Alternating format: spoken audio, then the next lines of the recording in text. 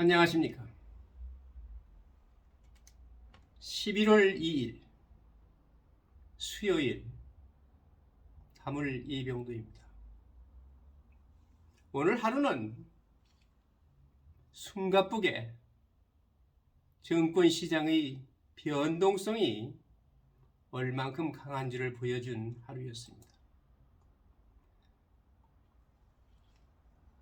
오늘의 핵심 주제는 5월가의 핵심 이슈는 CNB 선정한 첫째, 오늘은 페드의 날이다. 두 번째, 아마존은 왜 침체하는가? 세 번째, 무역을 위한 검은 그림자. 네 번째는 러시아 곡물 거래를 재개하는 이야기. 러시아와 우크라이나의 곡물 협정이 삐그덕거린다는 이야기입니다. 다섯 번째로는 모기지 수요는 여전히 약하다. 이 중에서 이 패드의 날이다라고 하는 첫 번째 주제부터 말씀을 드리면은, 연준은 수요일 오후 이틀간의 회의를 마치고 0.75%포인트, 4분의 3포인트 이자를 또 인상하여 양 이틀간의 회의를 마무리했습니다. 투자자들은 연준과 제롬 파월 의장이 고용시장과 여전히 과열되는 경제 상황에서 다음 행동 방침에 대해 무엇을 말할지 귀를 기울이고 있었습니다.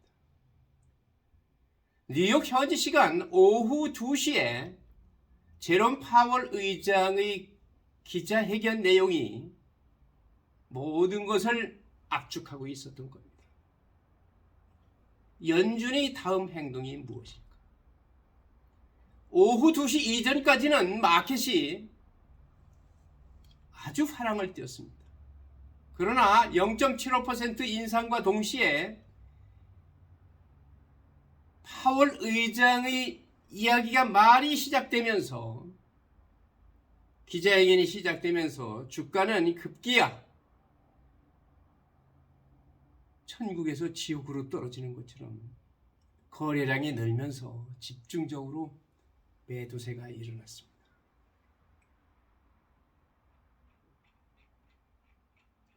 오늘 시장의 흐름을 먼저 오늘은 살펴보겠습니다.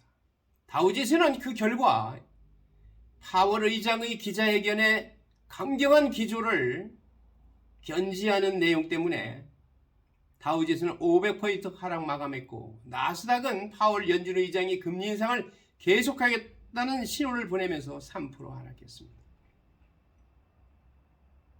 또한 리처드 피셔 전 댈러스 연준 총재는 우리는 장기간 4% 이상의 금리를 유지하고 있다고도 말했습니다. 오늘은 강경기조 일셈입니다. 제롬 파월 연방준비제도 연준 의장이 물가 상승률이 여전히 너무 높으며 중앙은행이 금리 인상 가능성을 시사한 후 수요일 주가가 하락했습니다. 다우존스 30 산업평균지수는 505.44포인트, 1.55% 하락한 32,147.76의 장을 마감했습니다.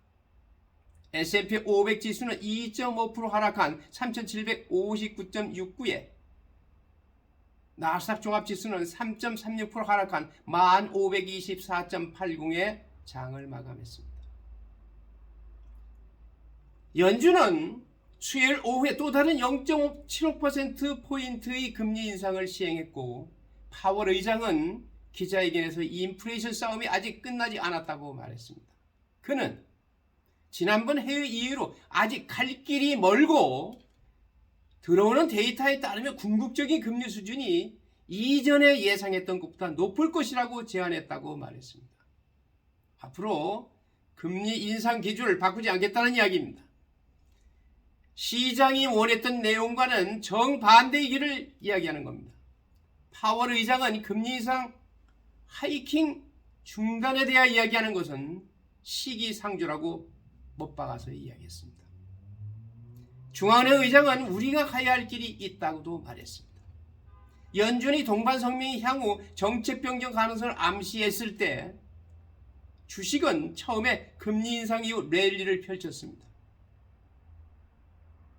연준의 동반 성명은 향후 목표 범위의 증가 속도를 결정할 때 위원회는 통화정책의 누적 긴축, 통화정책이 경제활동과 인플레이션에 영향을 미치는 시차, 경제 및 금융 발전을 고려할 것이라고 밝혔습니다.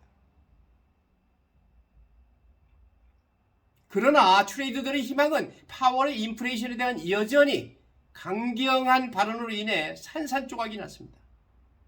브랜디 와인 글로벌의 잭 맥킨타이어 포트폴리오 매니저는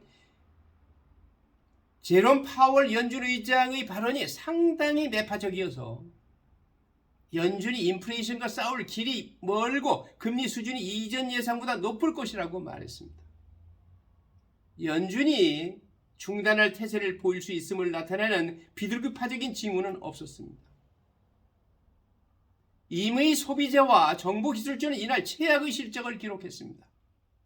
S&P 500 섹터 모두 3% 이상 하락했습니다. 아마존, 넷플릭스 및 메타 플랫폼 각각 거의 5% 하락했습니다.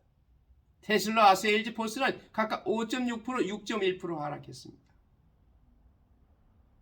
연준이 금리 결정은 강력한 고용 데이터가 발표되로 이루어졌으며 10월 민간급여 데이터가 예상보다 양호하여 탄력적인 노동시장을 형성했습니다. 화요일 졸트 보고서는 연준이 공격적인 긴축 정책에도 불구하고 타이트한 고용시장을 전달했습니다. 연준의 입장에서는 탄탄한 고용시장이 있기 때문에 금리 인상을 하여도 버틸 수 있다. 이제 이런 이야기입니다. 다우지수는 10월에 기록적인 10월을 마감하여 1976년 이후 최고의 달 동안 거의 14% 상승했습니다. S&P 500과 나스닥은 각각 8%와 3.9% 상승하여 2개월 연속 하락세를 기록했습니다. 수요일의 손실로 30주 지수는 다우지수는 11.5% 이상 하락했으며 S&P 500과 나스닥은 각각 21.1%와 32.7% 하락했습니다. 오늘 하루 시장에서 가장 손실을 입은 기술주입니다. 택 주식입니다. 기술주들은 수요일 폭락의 나스닥 종합지수를 연준이 해야 할 일이 더 많다고 밝히는 약 3% 하락했습니다. 시장에서 뒤처진 기업에는 각각 3% 이상 하락한 대형 기술주인 애플, 알파벳 및 마이크로소프트가 포함됐습니다. 아마존, 넷플릭스, 메타 플랫폼이 각각 4% 이상 하락한 반면 테슬라와 세일즈포스는 각각 5.6%, 5.9% 하락했습니다. 뒤처진 반도체 엔비디아와 AMD도 하락했습니다. 연준 결정 이후 시장의 매도세에 따른 대규모 거래량이 급증한 것도 눈여겨봐야 합니다. 연준이 최신 금리 결정을 발표한 후 거래량은 수요일 급등했습니다. 벤치마크 지수를 추적하는 SPDR S&P 500 ETF는 세션 약 20분을 남겨두고 약 1억 300만 주를 거래하여 30일 평균 거래량이 1억 2,300만 개를 넘어섰습니다. 이 속도로 SPY는 평균보다 훨씬 높게 마감됐습니다. 팩트세트 데이터에 따르면 SPY는 동부표준시 기준 오전 9시 30분부터 오후 1시 50분까지 단 3,400만 주를 거래하는 등 연준이 결정에 앞서 거래량이 상당히 적었습니다. 오후 2시부터 2시 50분까지 7,249만 건으로 급증했습니다. 거래량이 증가한다는 것은 여러 가지 생각해 볼 문제가 있습니다.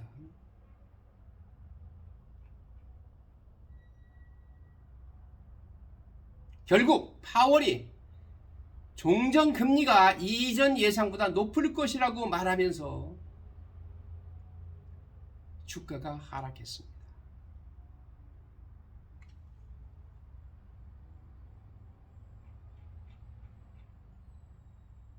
오늘은 첫 번째 핵심 주제인 페드의 날이다.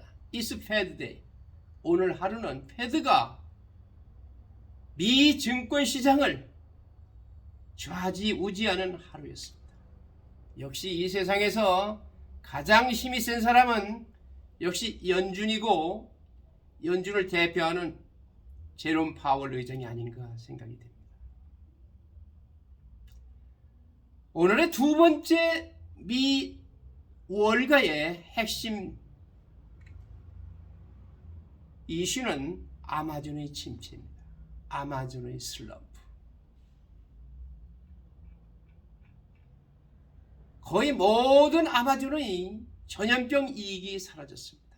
소위 팬데믹기에서 가장 혜택을 본 회사가 아마존이었는지도 모릅니다. 전자상거래 및 클라우드 컴퓨팅 거물인 이 기업은 화요일 시장에서 5일 연속 손실을 기록하며 2020년 4월 이후 최저치로 떨어졌습니다. 또한 시장 가치도 1조 달러 아래로 떨어졌습니다.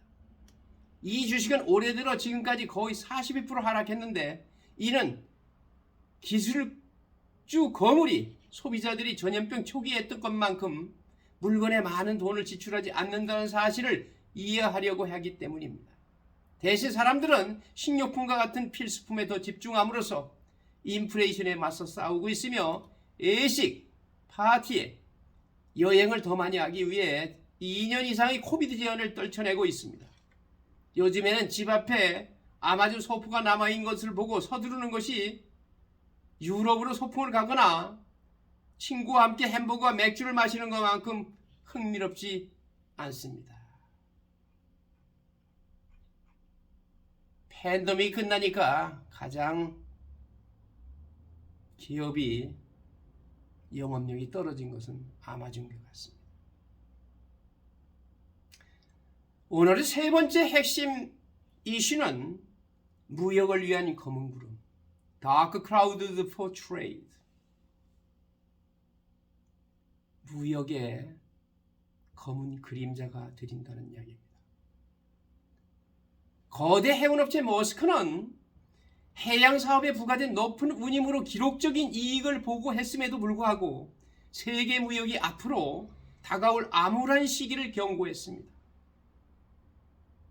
덴마크 기업 쉐린스코 CEO는 성명을 통해 우크라이나 전쟁, 유럽의 에너지 위기, 높은 인플레이션, 다가오는 글로벌 경기 침체 등으로 많은 어두운 구름이 지평선에 펼쳐져 있다고 말했습니다.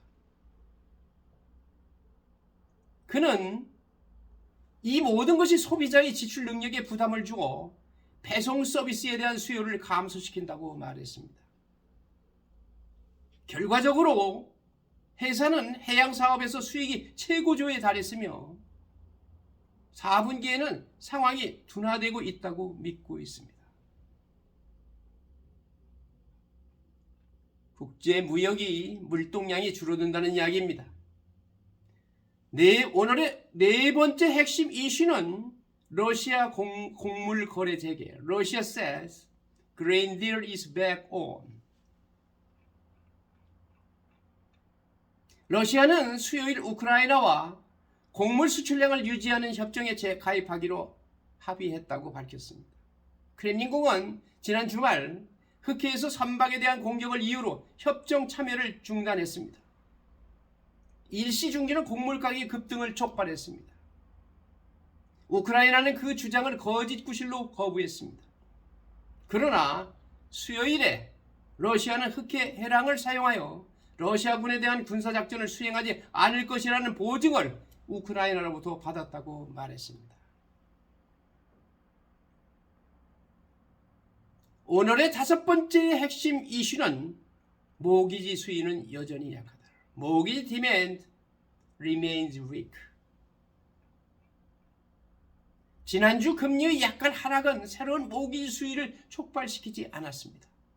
실제로 최근 급격한 냉각에도 불구하고 가격이 7%를 상회하는 가격과 높은 가격을 유지하면서 구매자가 대부분 방관하면서 전반적인 수요가 하락했습니다. 구매자는 모기지율이 높아 방관하고 있고, 그렇다고 판매자 역시, 매도자 역시 급매를 하지 않는 한 매도를 하지 않는 그런 양상입니다. 재용자 모기지에 대한 수요는 약간 증가했지만 바늘을 움직일 만큼 충분하지는 않았습니다. 주택 건설업자들은 이미 주택이 경기 침체에 있다고 말했으며 이제 새해에는 더 힘든 시기가 도래할 것이라고 경고하고 있습니다. 모기시장뿐만 아니라 주택시장이 아주 힘든 시기를 맞이한다는 이야기입니다. 오늘은 12월 2일 미 증시 월가의 핵심 이슈 탑5. 첫 번째, 연준의 날이다. 두 번째, 아마존의 침체. 세 번째, 무역을 위한 검은 구름. 국제 무역의 물동량이 줄어든다. 네 번째, 러시아 곡물 거래 재개. 다섯 번째, 모기지 수요는 여전히 약하다. 이상처럼 5가지 이슈를 오늘의 이슈라 보기보다는 앞으로 계속되는 이슈라 여러분들이 보고 이러한 뉴스나 이러한 내용들을 보다 보강하여 실력 있는 투자자가 되고 내 자산을 지킬 수 있고 내 자산을 불릴 수 있고 내 자산을 크게 향상시킬 수 있는 지혜를 터득하면 서로 좋겠습니다. 대단히 감사합니다. 오늘 하루 행복하게 보내십시오.